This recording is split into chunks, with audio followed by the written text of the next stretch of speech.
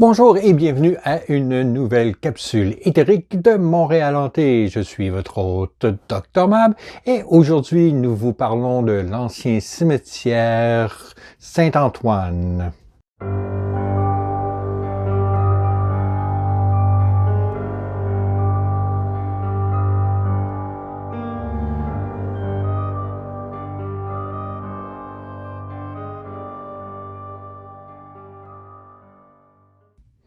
Avec ses centaines de cas de fantômes répertoriés, Montréal mérite amplement sa réputation de ville la plus hantée d'Amérique du Nord.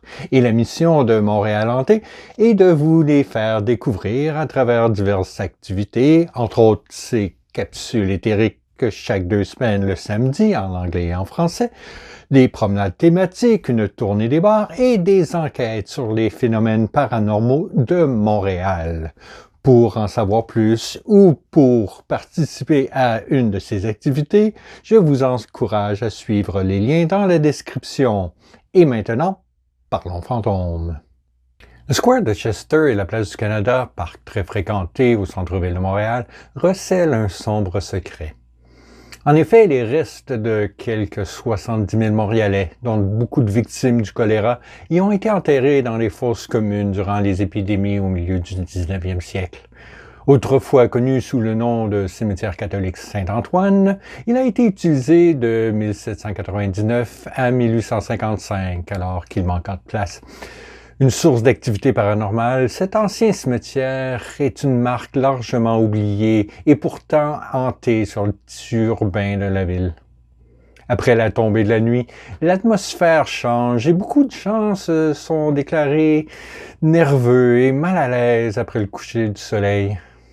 Pour ceux qui osent y rester, des formes étranges se déplacent, des brumes mystérieuses et des sphères flottantes dans la cime des arbres ont été rapportées.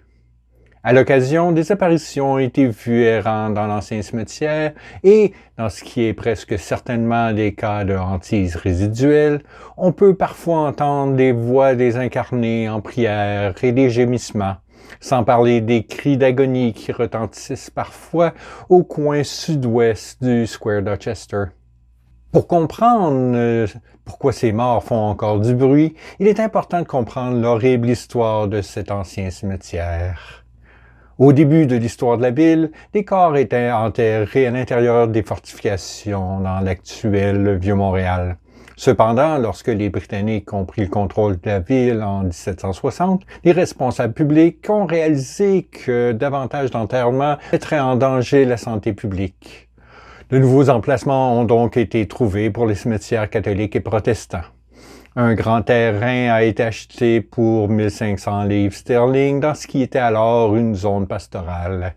Nommé cimetière Saint-Antoine, il accueillait les résidents catholiques. Il était également connu sous le nom de cimetière du choléra, en raison des 5 épidémies qui ont commencé en 1832. La première fois que la maladie a frappé la ville, Montréal a été complètement dévasté. Le 9 juin 1832, un navire immigrant appelé Voyageur est arrivé dans le port de Montréal.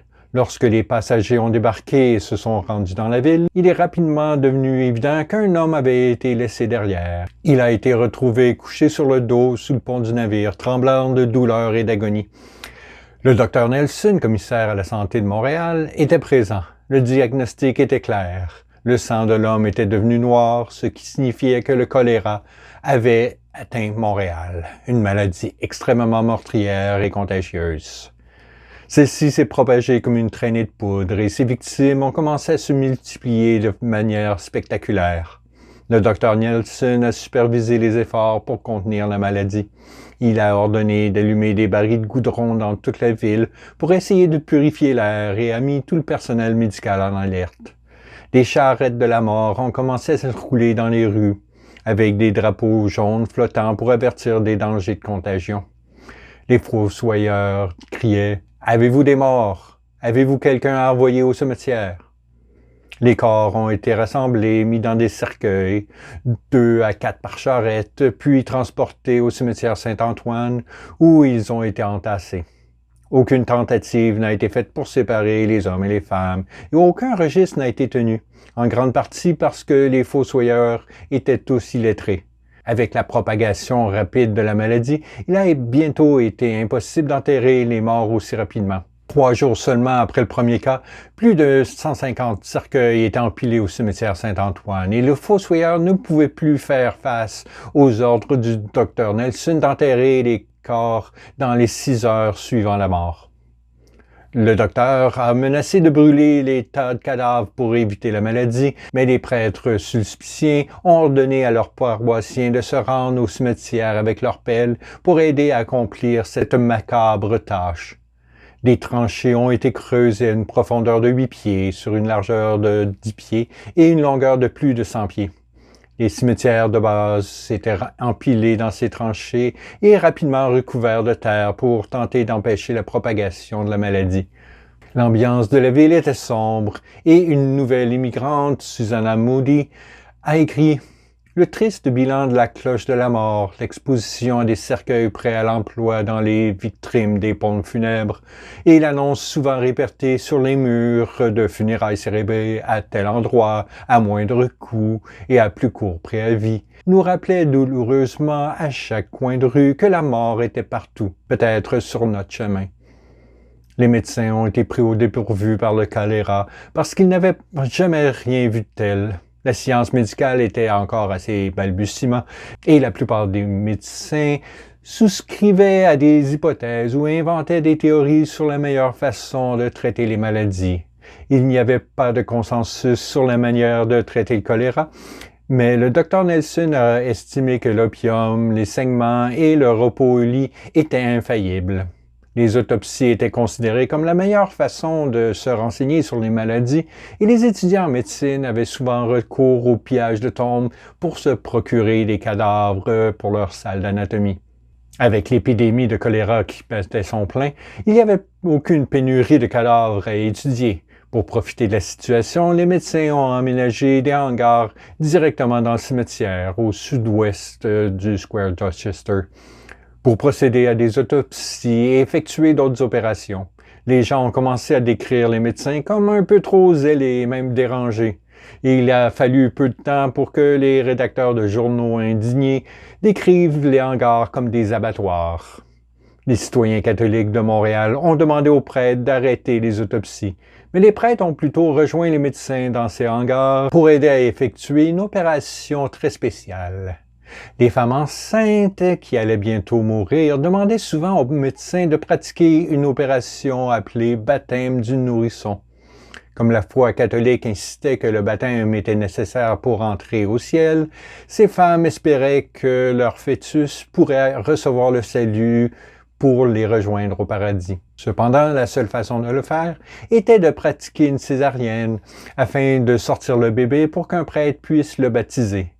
Les femmes pieuses hurlaient de douleur lorsque les médecins ouvraient leur ventre, révélant le fœtus. Les prêtres aspergeaient ensuite d'eau bénite dans l'utérus ouvert avant que la mère et l'enfant à naître ne périssent.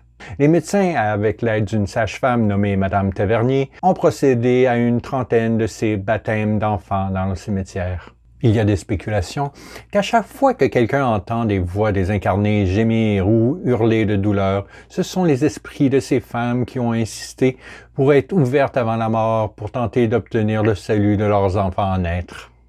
De l'autre côté du boulevard René-Lévesque, qui divise l'ancien cimetière en deux, permettant ainsi la circulation quotidienne de se déplacer par-dessus les morts, la place du Canada a de nombreuses activités paranormales similaires.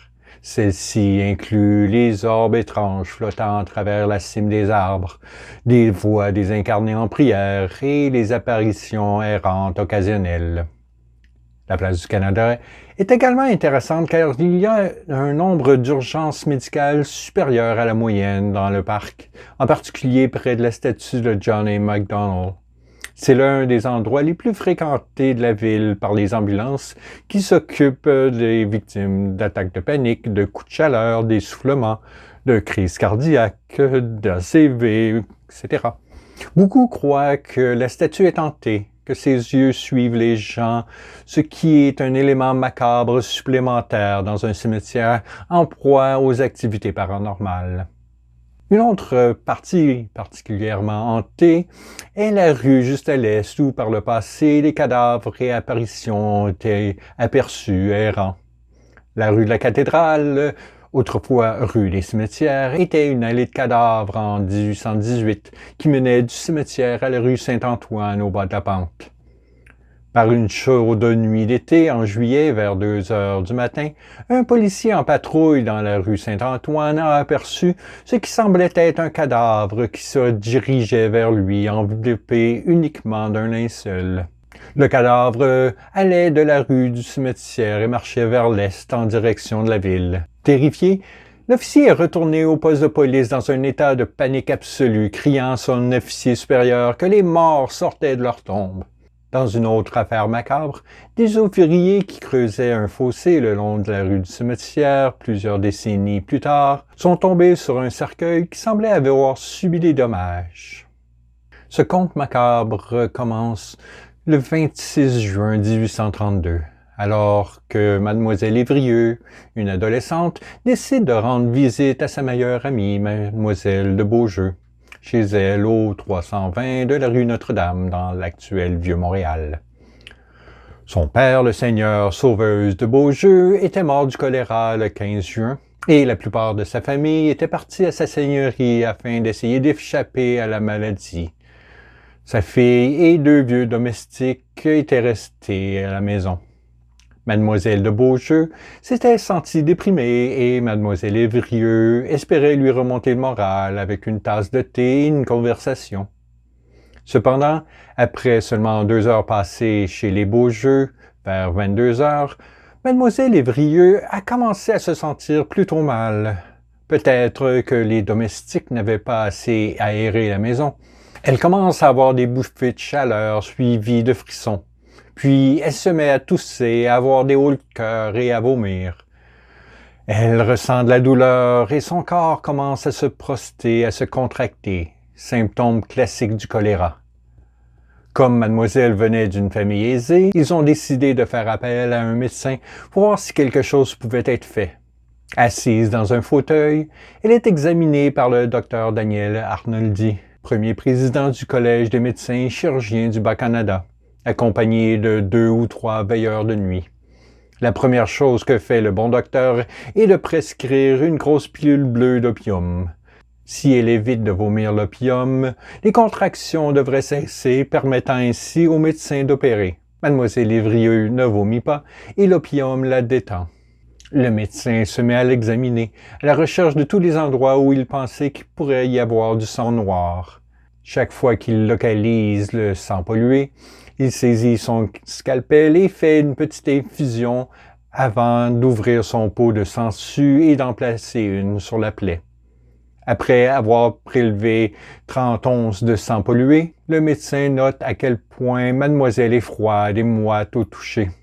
Il fait chauffer 2 fers qu'il fait glisser de chaque côté de sa colonne vertébrale pour réchauffer le corps de mademoiselle afin de la réanimer. L'opération ne semble malheureusement pas fonctionner et mademoiselle Évrieux est déclarée morte le lendemain matin, le 27 juin. La famille est très contrariée, comme vous pouvez l'imaginer. L'idée d'enterrer anonymement son corps digne dans une fosse commune est un peu trop pour eux, et ils décident de soudoyer le fossoyeur, pour au moins la placer dans un cercueil en bois portant son nom et la déposer sur le côté du cimetière Saint-Antoine avec une croix en bois pour marquer l'endroit. La charrette de la mort est appelée et elle est enterrée à la hâte, toujours dans sa robe et ses bijoux. Cette partie de l'histoire est un peu dérangeante. L'un des problèmes qui arrivait parfois était horrible. Ce n'étaient pas tous ceux qui se sont retrouvés au cimetière Saint-Antoine qui étaient réellement morts. Certains d'entre eux étaient simplement incapables de recevoir de fortes doses d'opium. Pour les plus chanceux, quand ils se sont réveillés, ils étaient toujours sur une charrette et pouvaient sortir des cadavres et s'enfuir aussi loin que leurs jambes pouvaient les emporter. D'autres se sont réveillés à l'intérieur d'un cercueil empilé dans l'attente d'être enterrés et pouvaient être sauvé en frappant sur le côté pour alerter les fossoyeurs. Mais ils n'étaient pas toujours aussi chanceux. Certaines des victimes se sont réveillées dans les cercueils déjà enfouis sous la terre. Tel était le cas de Mademoiselle Hervieux. Les travailleurs ont constaté que le cercueil découvert quelques décennies plus tard avait subi des dommages. En effet, la demoiselle avait utilisé son coude gauche pour faire un trou sur le côté du cercueil. Son bras gauche était en effet étendu dans la terre à l'extérieur. À l'intérieur du cercueil, son bras droit n'était plus en position funéraire. Pour une raison quelconque, pendant ces dernières heures, le bras droit de mademoiselle s'était frayé un chemin jusqu'à son visage et elle a passé ses derniers moments en se rongeant le poignet. Pour en revenir au début de l'histoire, ce cadavre trébuchant qui avait tellement terrifié le policier était en réalité un homme du nom de Bill Collins, qui avait été déclaré mort parce que l'opium avait provoqué un coma. M. Collins a eu la chance de se lever avant d'être enterré, car une nouvelle tranchée devait être creusée à la main. Il est sorti de son cercueil et a couru vers la ville, vêtu uniquement de son linceul. Bien qu'il eût pu donner à l'agent la peur de sa vie en cette nuit chaude de 1832, M. Collins a poursuivi sa vie jusqu'à l'âge de 92 ans. En cet été horrible, le choléra a tué presque 15% des habitants de la ville. 1900 Montréalais ont péri, alors que la ville n'en comptait que 27 000. Pour aggraver les choses, les épidémies de choléra ont frappé la ville 5 fois de plus au cours des décennies suivantes, entraînant un remplissage rapide du cimetière. Dans les années 1850, le cimetière était presque plein. Il s'était étendu aux rues Peel et Metcalfe actuelles et contenait plus de 70 000 corps. Le 31 juillet 1853, l'histoire se répète. Un comité est constitué pour choisir l'emplacement d'un nouveau cimetière. En 1854, un terrain est acheté près du poste de péage du chemin Côte-des-Neiges sur le flanc ouest du Mont-Royal pour le cimetière catholique Notre-Dame-des-Neiges. Le cimetière Saint-Antoine a reçu son dernier corps pour inhumation en 1855, puis a commencé à tomber dans un état de délabrement. Les croix en bois ont commencé à pourrir, des mauvaises herbes étouffant le vieux cimetière. La chambre funéraire, avec son inscription effrayante sur la porte pliante, « Aujourd'hui pour moi, demain pour vous », a été abandonnée et rapidement défigurée par des graffitis obscènes. Finalement, la ville décida que le terrain était trop précieux pour ne pas être réutilisé. Les croix restantes, les pierres tombales et la chambre funéraire ont été enlevés et le terrain a été divisé en parcelles à vendre. Pour préparer la vente des terres, les cadavres ont été déterrés de la manière la plus cruelle, tandis que les ouvriers brisaient les cercueils et pelletaient les restes et les planches de cercueils en piles sur des chariots. Il y a eu des protestations contre la façon dont les morts étaient traités. D'autres craignaient que le fait de déterrer les morts ne mène à un désastre. En 1866, le docteur Nelson publia ses pensées et ses observations sur les épidémies mortelles dans un livre intitulé « Le choléra asiatique, son origine et sa propagation en Asie, en Afrique, en Europe, son introduction en Amérique par le Canada, causes, symptômes et pathologies lointaines et immédiates, et les différents modes de traitement analysés. » Le Dr Philip Carpenter, chef de l'Association des sanatoriums du Canada, a mené une campagne pour mettre un terme aux exhumations, affirmant qu'elles pourraient déclencher une autre épidémie de choléra, comme cela avait été le cas à Londres et à Bristol. Les travaux ont été interrompus à l'été 1867, mais ont repris après quelques mois seulement. En 1869, Carpenter a persuadé la ville d'exproprier le cimetière pour en faire un parc public. La victoire n'a été obtenue qu'après le dépôt d'une pétition signée par plusieurs des résidents les plus en vue de la ville. Du gazon a été semé, des arbres ont été plantés, des allées ont été aménagées et le cimetière a été rebaptisé Place du Dominion. Tous les efforts ont été faits pour oublier les dizaines de milliers de cadavres gisant sous le sol. En 1969, le Square Dominion est divisé en deux, lorsque la partie sud est renommée Place du Canada. Après la mort de René Lévesque en 1987, le boulevard Dorchester, sous lequel gisent des centaines de cadavres, a été renommé. Le Square Dominion a été également rebaptisé Square Dorchester afin d'effacer un nom colonial impopulaire. Plus récemment, les parcs ont été réaménagés. Dès 2009, la ville a consacré des millions de dollars pour améliorer les deux places. Après avoir achevé le Square Dorchester au coût de 9 millions de dollars, les travaux sur la place du Canada ont été suspendus pendant un certain temps en 2012, après que des responsables eurent soupçonné une implication de la mafia dans les travaux. Les travaux comprenaient la rénovation des monuments anciens, l'amélioration de l'éclairage et de l'aménagement paysager, ainsi que l'aménagement de chemins en granit. La politique de la ville est de déterrer les squelettes pendant les travaux. Les restes humains ont ensuite été inhumés au cimetière Notre-Dame-des-Neiges. La ville a également décidé d'inscrire quelque chose dans les allées de granit afin de marquer les morts.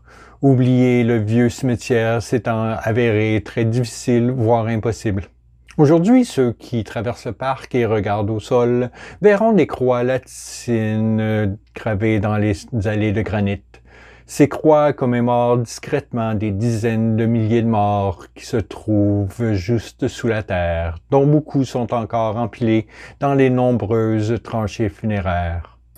Le fait que tant de personnes soient mortes ici tragiquement, soit avant, soit après leur inhumation, est l'une des principales raisons pour lesquelles l'ancien cimetière Saint-Antoine serait si hanté. Voilà qui était notre petit tour d'horizon de l'ancien cimetière Saint-Antoine. Si vous avez fait des rencontres étranges dans ces lieux, n'hésitez pas à nous en faire part dans les commentaires. N'hésitez pas non plus à aimer la vidéo, vous abonner et activer les notifications pour ne manquer aucune de nos capsules. D'ici samedi le 25, je vous souhaite un bon 2 semaines et gardez l'œil ouvert, on ne sait jamais quel fantôme rôde à Montréal.